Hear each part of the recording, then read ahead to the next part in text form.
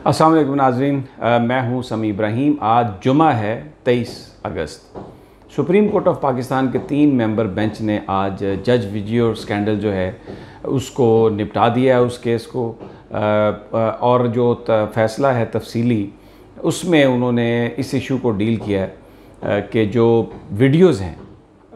वो कौन सी video admissible होगी, यानी कौन सी वीडियो पीस ऑफ एविडेंस के तौर पर इस्तेमाल की जा सकती है। और फिर ख़ास तौर पर ये जो मुकदमा है नवाज़ शरीफ साहब का, इसमें अरशद मलिक साहब का जो वीडियो है जो नासिर भट्ट साहब ने रिकॉर्ड किया, जिसको मरीम नवाज़ साहबा ने अपनी प्रेस कॉन्फ्रेंस में जारी किया, उसका नवाज़ शरीफ साहब के केस पर क्या इम्पेक्ट हो सकता है, क्या और ये कौन साबित कर सकता है और कैसे साबित हो सकती है कि ये वीडियो असली है, और फिर कौन सा फोरम है जहाँ पर यह तय किया जाएगा इस वीडियो के मुस्तकबिल का मामला। और इन सवालात का आज सुबह जब समाअत हुई, 9:30 बजे का टाइम था, तो चीफ जस्टिस साहब आए, अदालत बैठी, तो अदालत ने ये कहा कि फ़ैसला हमने ये 4-5 सवाल हैं इन पर सुना दिया है, लेकिन आपको फ़ैसला पढ़ना पड़ेगा। अभी थोड़ी देर में ये फ़ैसला सुप्रीम कोर्ट की वेबसाइट पर अपलोड कर दिया जाएगा। फ़ाइल उनके पास थी जिसमें फ़ैसला था, लेकिन सोशल मीडिया पर जो एक तूफ़ान आया इस दौरान 1.5-2 घंटे तक, जब तक फ़ैसला अपलोड नहीं हुआ था कि जी फ़ैसला कहीं से लिख के आ रहा है, पता नहीं जनाब ये इसको इस तरह से किया जा रहा है, इसको ये हक बड़ा वही जो एक पुराना एक तरीका यार दोस्त लोगों का कि उसको एक भरपूर अंदाज में एक स्कैंडल बनाने की कोशिश की। हालांकि वो फ़ाइल जिसमें फ़ैसला था वो सबके सामने पड़ी हुई थी, और जो उनके पीएस हैं, पीआरओ ने पीएस से कहा कि मीडिया जो है वो आया हुआ है फ़ैसला लेने के लिए, तो कहा जज साहब ने कि अभी हम चेंबर में जाके इसको रिलीज़ कर देंगे, अपलोड आप कर देंगे। बहरहाल ये एक स्पेकुलेशन होती रही और बड़ी लोगों ने वीलॉग भी किए और बहुत एक सेंसेशन क्रिएट करने की कोशिश की कि जैसे कोई फ़ैसले को डिक्टेट कराने की कोशिश कर रहा है। बहरहाल इसमें सच्चाई कितनी है अल्लाह की ज़ात जानती है, मैं इस मामले में कुछ नहीं कह सकता। फ़ैसला आ गया। अब इस फ़ैसले के 2-3 चीज़ें हैं। सुप्रीम कोर्ट ने यह कहा कि जज साहब ने ख़ुद अपनी जो प्रेस रिलीज़ है उसमें इस बात का इतराफ़ कर लिया है कि उनकी वीडियो भी थी, काबिल एतराज़ वीडियो, और एफआईए ने अपने फोरेंसिक कराया उसका, तो ये भी साबित हो गया कि वो वीडियो असली थी 2003 वाली, जिसमें एक खातून के साथ वो काबिल एतराज़ हरकतें करते हुए नज़र आ रहे हैं। दूसरी जो वीडियो है उसके हवाले से कुछ पता नहीं है, लेकिन जज साहब ने अपनी प्रेस रिलीज़ में इस बात को तस्लीम कर लिया कि मेरी बात भी हुई, नासिर भट्ट को भी जानता था, उनके भाई अफजल भट्ट को भी जानता था, नवाज़ शरीफ से भी मुलाकात हुई, उनके बच्चे से भी मुलाकात हुई। तो जज साहब ने जो अपनी जो प्रेस रिलीज़ जारी की हैं, ये कहा सुप्रीम कोर्ट ने कि वो बुनियादी तौर पर उनके ख़िलाफ़ वो चार्जशीट है और मुतलका फ़ोरम जो है वो करेगा। अब उनको लाहौर हाई कोर्ट में भेज दिया गया है, वापस मिनिस्ट्री ऑफ लॉ ने भेज दिया है, और वहाँ पर उनके ख़िलाफ़ कार्रवाई की जाएगी। दूसरा ये कि ये जो वीडियो है ये कैसे साबित किया जाए कि ये एक पीस ऑफ एविडेंस है, एक ऐसी चीज़ है जिसको बतौर शहादत अदालत में इस्तेमाल किया जा सकता है, उसका क्राइटेरिया क्या होगा। ये सबसे बड़ा अहम इशू है जो आज सुप्रीम कोर्ट ने ले डाउन किया है, क्योंकि उसकी वजह ये है, इसकी अहमियत इसलिए है कि मरीम नवाज़ साहबा ने ये कहा कि उनके पास और भी वीडियोज़ हैं जिनमें और भी बहुत सारे जजेस के नाम हैं। तो आज अदालत ने ये बताया कि कोई भी जो वीडियो है वो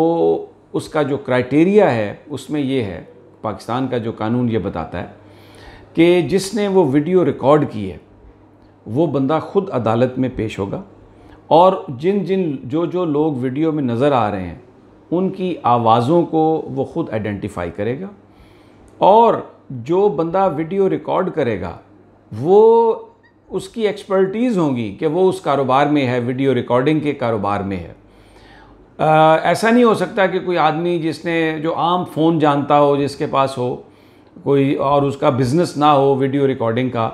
वो रिकॉर्ड कर ले किसी चीज़ को और उसे पीस ऑफ एविडेंस के तौर पर मान लिया जाए। नहीं, जो बंदा रिकॉर्ड करेगा उसको एक एक्सपर्ट होना चाहिए अपने उस प्रोफेशन का, और फिर उसको टाइम और डेट भी बतानी चाहिए। जो लोग वहाँ पर मौजूद हैं उन सब के नाम उसको ख़ुद वहाँ पर वो बताने होंगे, और फिर अगर वो जो वीडियो है उसका ताल्लुक़ उस मामले से नहीं है जो उस वक्त अदालत में पेश है, तो वो वीडियो बतौर एविडेंस इस्तेमाल नहीं की जाएगी। ये एक उन्होंने प्रिंसिपल्स जो हैं वो उन्होंने ले डाउन किए हैं जो पाकिस्तान के कानून में पहले भी थे, मुख्तलिफ़ केसेस का हवाला दिया। आसिफ अली जरदारी और वो जो कोटकना केस था SGS जिसमें मलक क़यूम साहब और जस्टिस राशिद अज़ीज़, वो एक टेलीफोनिक कन्वर्सेशन आई थी, टेपें आई थी, फिर उसके बाद फ़ैसला किया था सुप्रीम कोर्ट ने। तो उसमें आज अदालत ने ये कहा है अपने फ़ैसले में कि वो जो टेप्स थी उनको कभी फोरेंसिक उनका ऑडिट नहीं करवाया गया था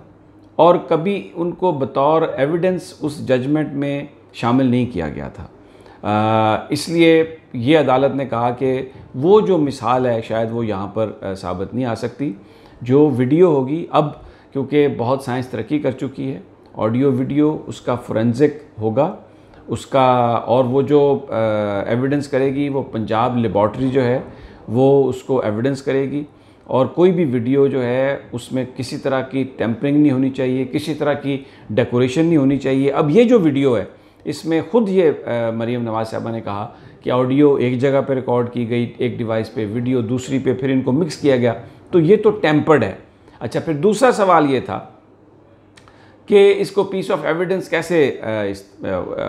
इस्तेमाल किया जा सकता है। जो मुल्ज़मान हैं वो एक बाकायदा दरख्वास्त दें या अदालत ये महसूस करे कि ये जो टेप वाला मामला है उस पे मज़ीद कोई इन्वेस्टिगेशन की ज़रूरत है तो वो ख़ुद इसका फोरेंसिक इसका ऑडिट करवा सकती है। अब जो सबसे, लेकिन सुप्रीम कोर्ट ने ये कहा कि ये तमाम सवालात कि वो पीस ऑफ एविडेंस है, एडमिसिबल है, नहीं है, ये इस्लामाबाद हाई कोर्ट जहाँ पर इस वक्त नवाज़ शरीफ साहब की वकील है, अपील है, ये वो इस्लामाबाद हाई कोर्ट इसको डिसाइड कर सकते हैं उन्होंने। और उसमें भी बिल्कुल वाज़े तौर पर यह है कि अगर इस्लामाबाद हाई कोर्ट इस अपील की समाअत के दौरान ये महसूस करती है किसी दरख्वास्त के नतीजे में या ख़ुद महसूस करती है कि एडिशनल एविडेंस की ज़रूरत है तो वो इस वीडियो का फोरेंसिक करवा सकते हैं। फिर उसके बाद